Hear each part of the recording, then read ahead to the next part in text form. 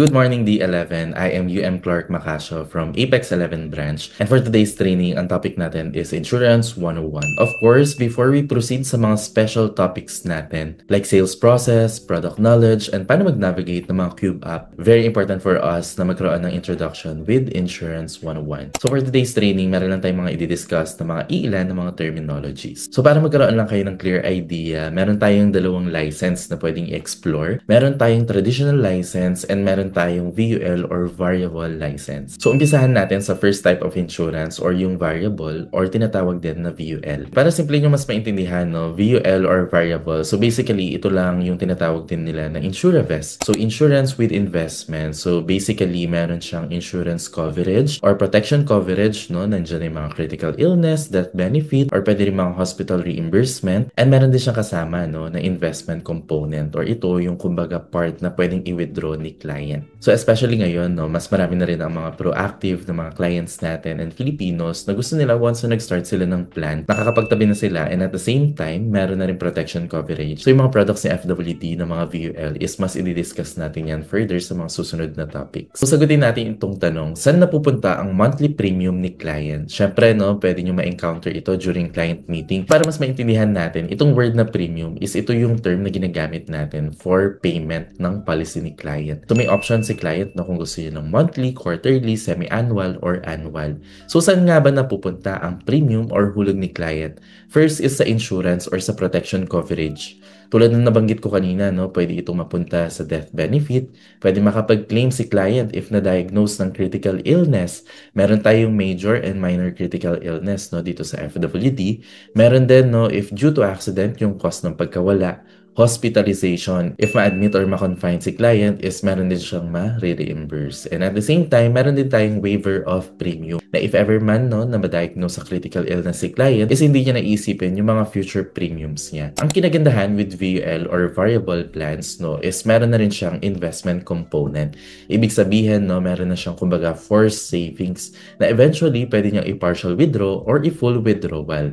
Pero para transparent tayo with our clients, no, maganda na during client meeting, masabi natin, no, na yung hulog or premium ni client is hindi po yun yung pwede niyang ma-withdraw or exact na amount na pwede po mag-grow sa kanyang policy. Kumbaga, no, yung premium natin is of course, nakaalat yan sa insurance or protection coverage natin. But at the same time, meron na rin percentage, no, na napupunta sa investment na over time mas nag-grow. Of course, no, we don't encourage naman na yung clients natin is mag-full withdrawal. Kasi once na nag-withdraw sila ng full withdrawal, no, sa kanilang investment is mataterminate yung policy. So maganda na mag-iwan ng ating minimum. Ngayon, proceed naman tayo with traditional products. Actually, with the FWD, no, very competitive din ang ating mga traditional products. So basically guys, no, kung yung VUL or variable is with investment, ito, kumbaga, pure protection coverage. Ibig sabihin, wala siyang investment or savings component. Pero yun, kung makikita nyo dito, wala man siyang savings or investment. Meron naman siyang cash value or ito yung mga loanable. So para mas ma-appreciate natin, sagutin ulit natin itong tanong, saan napupunta ang monthly premium ni client for traditional products? So dito,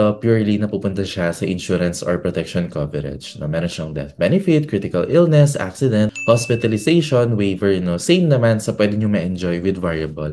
Marami rin kasi mga clients, no, na hindi talaga fan ng VUL or at the same time, priority lang talaga nila, no, na magkaroon ng insurance or protection coverage and gusto nila mag-invest, no, on different medium at hindi through insurance. So let's now proceed sa mga terminologies na of course ma-encounter nyo sa mga susunod nating training. Sa isang policy, no, merong dalawang key person na dapat natin ma-consider. First is the policy owner and next is policy insured. So very direct naman yan to. So policy owner is siya yung owner ng policy. So siya yung may full control sa lahat ng mga changes, no, and decisions sa policy. And next naman is yung policy insured. So basically, siya naman yung covered dun sa policy. So kumbaga, siya yung protected or kumbaga pinaka magbe-benefit sa mga coverages na nakalagay dun sa policy. May mga instances, no, na yung policy owner is siya din yung insured. Pero may mga cases din na iba yung owner and iba din yung insured sa isang policy. Si owner is yung parent and gusto niyang i-insure yung kanyang anak. So pwede rin yun, magkaiba yung policy insured and owner. Next naman is beneficiary. I believe very familiar naman tayo dito. So basically, ang beneficiary, ito yung tao, no, na makakatanggap ng benefits or coverage if ever mawala sa picture ang ating policy insured. Next naman ang sales process. Meron tayong separate training training for this. Pero yun, ang sales process is ito yung sinusunod natin, no, na kumbaga step by step na mga guide, no, na pwede nating sundin from first contact with our leads or prospect hanggang ma-close natin yan. Maganda matutunan natin ito para at least meron tayong proper guide and flow kung paano ba natin kakausapin, paano ba tayo mag-set ng appointment, client meetings hanggang sa i-close na natin yung policy or application ni client. Last two is underwriting. Ito naman yung process of researching, evaluating, and quantifying a financial risk. Of course, meron tayong may encounter no, ng mga client na merong mga pwedeng medical condition or risk because as we all know, hindi naman lahat ng client natin is pwede talaga ma-approve. Mga cases talaga no, na pwedeng ma-decline ang kanilang application, especially if hindi na sila insurable. And lastly, itong rated clients. Basically, itong mga rated clients is ito yung mga type of clients natin na merong mga special cases. Pwedeng high risk sila no, in terms sa occupation or sa location kung saan sila nakatira, or pwede rin no, meron silang mga existing na health conditions. So for example, pwede siya ay isang pregnant or pwede meron na siyang history with diabetes or hypertension. Lahat yan kailangan nating i-declare. Of course, meron ditong effect no, sa approval or insurability ng ating mga clients. So basically, itong mga rated clients, medyo mas matataas lang than usual ang kanilang premium. There you have it guys, no? We are done discussing the Insurance 101. Hopefully marami tayong natutunan from this training, and if ever man na gusto niyo pa mas matuto about products and other trainings,